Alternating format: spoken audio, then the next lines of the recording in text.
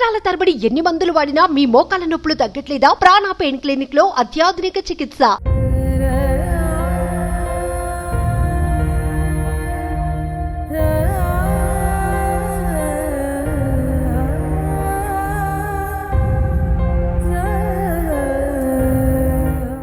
నాకు ఈడ ఓళ్ళు హెల్ప్ చేస్తలేరు సార్. నేను అందరిని అడిగినా సార్, ఈడ పని లేదు ఏం లేదు సార్. నాకు ఈడ బాగా ఇబ్బంది అవుతుంది సార్.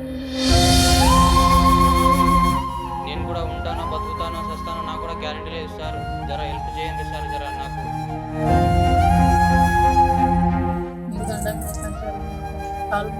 నా కొడుకు ఎట్లా ఇంటికి రావాలి, ఇంటికి రావాలి నా కొడుకు. రెండు చేతులతో నేను జోడుతున్నా సార్. మా పిల్లగారికి మా చేతిలో పెట్టుడు సార్. మీకు మీ దండం పెడతా, మీ కాలు మొత్తం సార్. నా మనమడు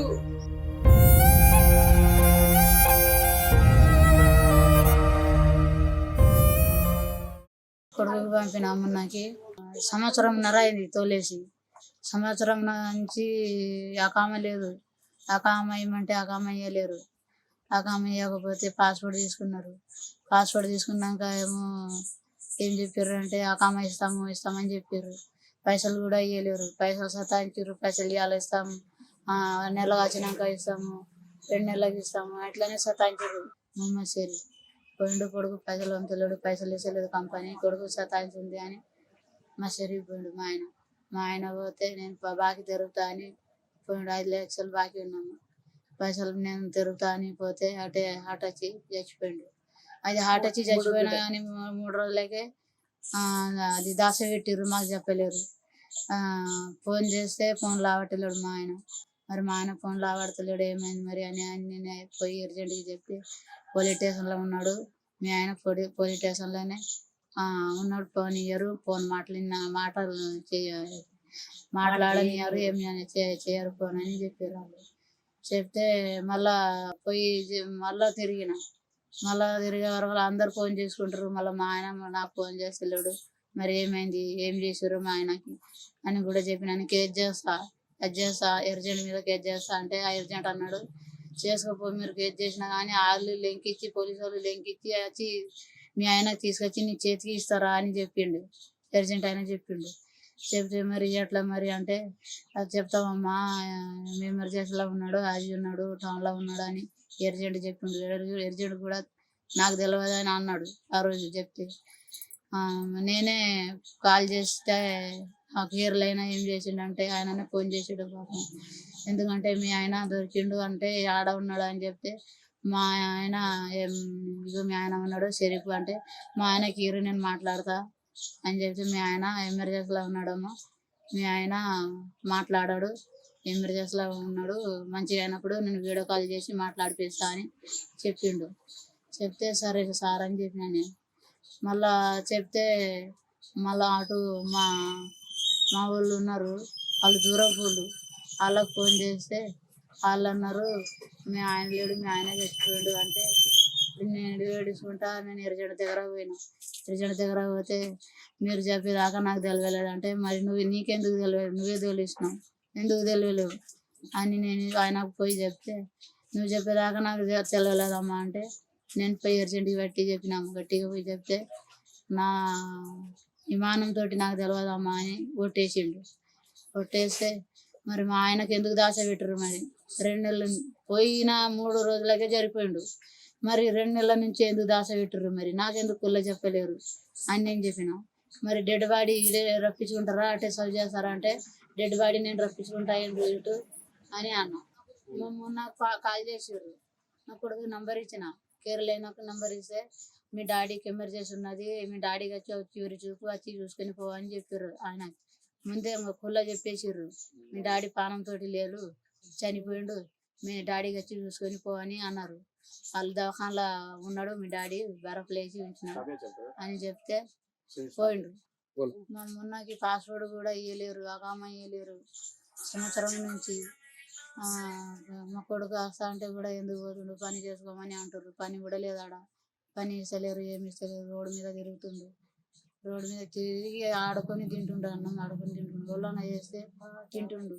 ఇంటికి తోలేస్తలేరు పాస్పోర్ట్ ఉంచుకున్నారు. ఆ కామ లేదు, ఏమి లేదు, ఏడుచుకుంటా తిరుగుతుండు. చివరి చూపు మా డాడీ చూపు చూసుకుంటా తోలేయమంటే కూడా వాళ్ళు తోలేయలేరు. సౌకాడ నేను పోతా అంటే కూడా నేను పోతా అని ఆయన కొడుకు చెప్తే కూడా తోలేయలేరు. పిల్లేమో ఒక పని ఉన్నది, పని చేసుకొని పని ఇచ్చిండట, పని కూడా లేదు, ఏం పని చేయలేడు, పైసలు చేయలేడు. పైసలు 5 నెలల పైసలు ముంచేసిండు. సంవత్సరం నుంచి పైసలు కూడా వేయలేడు కొడుకు. అది బాధతోటి మా సరిగిపోయిండు, అటే హార్ట్ అటాక్ చచ్చిపోయిండు. నా కొడుకు వస్తా అంటే కూడా నా కొడుకు పంపిస్తలేరు సార్. మా ఆయన కూడా చివరి చూపు చూడలేడు, అటే ఇరుకున్నాడు. నా కొడుకు బాగా ఇబ్బందిలో ఉన్నాడు. పాస్పోర్ట్ కూడా తీసుకున్నారు, గుంజుకున్నారు పాస్పోర్ట్. ఆ అమ్మ గుంజలేదు, ఏం లేదు, ఏడాది సంధి.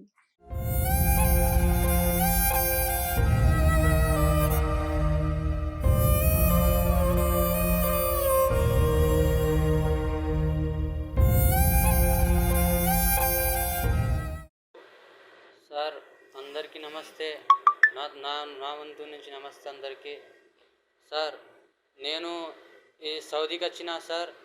ఈడ నా కపిలేమో పాస్పోర్ట్ గుంజుకున్నాడు. నా డాడీకి ఇట్లా చనిపోతే నాకు ఇండియాకి పంపలేరు, ఏం పంపలేరు.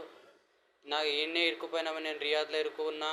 నేను ఇండియాకి పోతా అంటే ఇండియాకి పంపలేరు, ఏం పంపలేరు. నాకు బాగా స్థాయిస్తారు సార్. నాకు ఇన్ని రోజుల నుంచి ఇన్ని ఉన్నా రియాద్లో, తిండి లేదు, ఏం లేదు సార్. ఒక మినిమం ఒక 10 రోజులు అవుతుంది సార్ ఈడ ఇరుక్కున్నా నేను. జర మీ నుంచి జర ఒక హెల్ప్ అవుతుందని ఈ వీడియో చేసి మీకు ఎత్తున్నా. జర మీ నుంచి ఒక హెల్ప్ చేసి జర నాకు వేయండి సార్, మీకు పుణ్యం అవుతుంది సార్. సార్ బాగా ఇరుక్కున్నా సార్, ఈడ నాకు ఓళ్ళు హెల్ప్ చేస్తలేరు సార్. నేను సరేనా సార్, నాకు ఈడ ఓళ్ళు హెల్ప్ చేస్తలేరు సార్. నేను అందరిని అడిగినా సార్, ఈడ పని లేదు, ఏం లేదు సార్. నాకు ఈడ బాగా ఇబ్బంది అవుతుంది సార్. నేను కూడా ఉంటానో బతుకుతానో చస్తానో నాకు కూడా గ్యారంటీ లేదు సార్.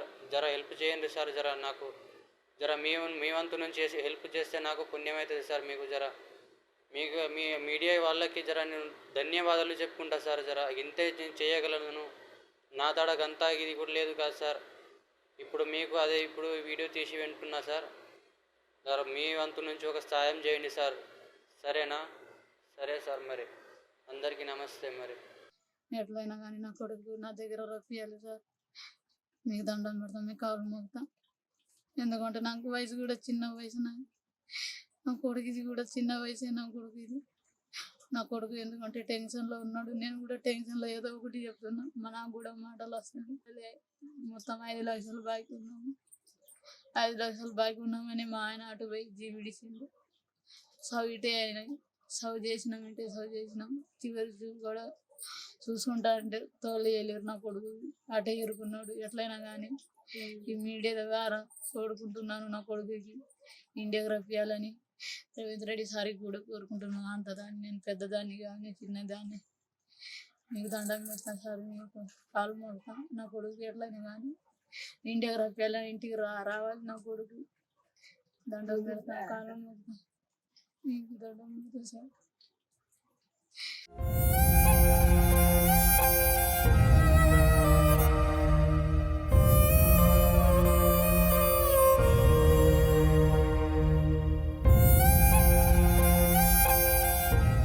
పోతే పిల్లగాడు పోతా అని దాకా పోతే అప్పుడు పోతా అంటే ఏమో అది కపిలేమో పాస్పోర్ట్ గుంజుకున్నాడట.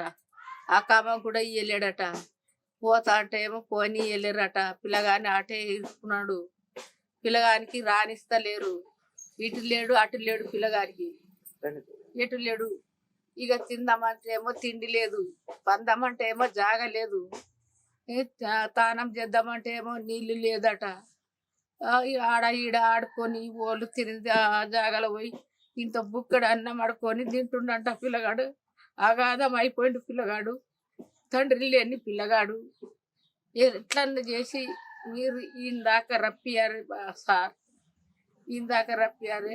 ఇగో రేవంత్ రెడ్డి సార్, చంద్రబాబు నాయుడు సార్, ఇక మా పిల్లగానికి మా ఇంటికి రప్పియాలి. రప్పించినాక మా పిల్లగాడు ఉన్నాడు ఒకడు. ఇద్దరు చిన్నగా ఉన్నారు పిల్లలు. ఆ చిన్నతనంలో లగ్గం చేసి ఇస్తే కొడుకు పుట్టిండు. ఇక నేను చదువుకు పోతా అంటే పంపించినాము. తండ్రి ముఖం కొడుకు చూడలే, కొడుకు ముఖం తండ్రి చూడలేడు. ఆ? ఏ చూడలేడు, ఏడుచుకుంటా గలిపంటి ఏడుచుకుంటా తిరుగుతుండు, అడుక్కొని తినుకుంటది ఏడుస్తుండు పిల్లాడు. ఎట్లన్నా మీ దయ ఎట్లన్నా మీకు కూడా పిల్లలు ఉన్నాను కదా సార్, మీ కొడుకు అనుకోని సార్, ఎట్లన్నా చేసి పిలవపురి సార్. నాకు రానిస్తలేరు, నాకు అన్నం దొరుకుతలేదు, పుట్టకు వస్తున్నా. నేను ఆడ మనుషులు ఆడ తింటారు, ఆడ పోయి బుక్కడన్నం ఆడుకుని తింటున్నా అని ఏడుచుకుంటా ఫోన్ చేసిండు పిల్లగాడు. మా పిల్లగానికి ఇందాక రప్పియాలి సార్, ఎట్లన్నా చేసి మా పిల్లగానికి మా చేతిలో పెట్టుడు సార్, మీకు పుణ్యం దొరుకుతుంది. 2 చేతులతో నేను చూడుతున్నా సార్, మా పిల్లగానికి మా చేతిలో పెట్టుడు సార్, మీకు మీ దండం పెడతా, మీ కాలు మొక్తా సార్. నా మనమడు తండ్రి చచ్చిపోయిన పిల్లగాడు అగాధం అయిపోయాడు సార్, ఎట్లన్నా చేసి మీరే.